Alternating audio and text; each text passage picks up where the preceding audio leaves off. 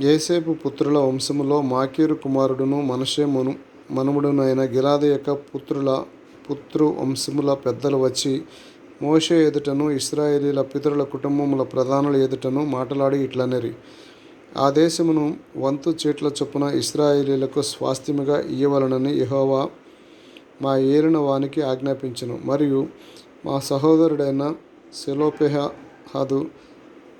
సెలోపెహాదు స్వాస్థ్యమును అతని కుమార్తెలకు ఇయ్యవలెనని మా ఏలినవాడు యెహోవా చేత ఆజ్ఞ నొందెను.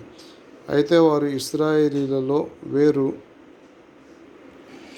వేరు గోత్రముల వారినైనను ఎవరినైనను పెండ్లి చేసుకొనిన యెడల వారి స్వాస్థ్యము మా పితరుల స్వాస్థ్యము నుండి తీయబడి వారు కలుసుకొనిన గోత్ర స్వాస్థ్యములో కలుపబడి మాకు వంతు చీట్ల చొప్పున కలిగిన స్వాస్థ్యము నుండి విడిపోవును.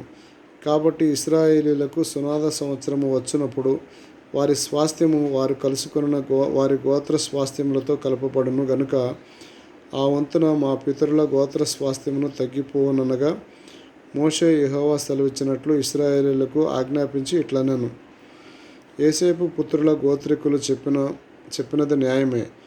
యెహోవా సెలోపెహాదు కుమార్తెలను గూర్చి సెలవిచ్చిన మాట ఏదనగా, వారు తమకు ఇష్టలైన వారిని పెండ్లి చేసుకొనవచ్చును గాని వారు తమ తండ్రి గోత్ర వంశములోనే పెండ్లి చేసుకొనవలెను.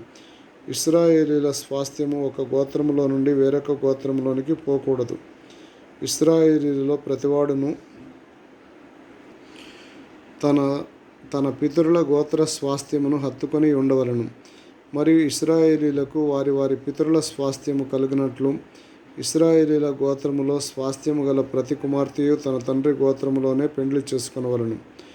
స్వాస్థ్యము ఒక గోత్రము నుండి వేరొక గోత్రమునకు పోకూడదు. ఇశ్రాయేలీయుల గోత్రములు వారి వారి స్వాస్థ్యములో నిలిచి ఉండవలెను. యెహోవా మోషేకు ఆజ్ఞాపించినట్లు సెలోపెహాదు కుమార్తెలు చేసిరి.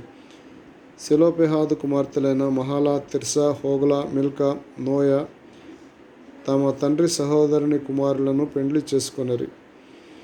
వారు యోసేపు కుమారులైన మనష్షీయులను పెండ్లి చేసుకొనిరి గనుక వారి స్వాస్థ్యము వారి తండ్రి గోత్ర వంశములోనే నిలిచెను.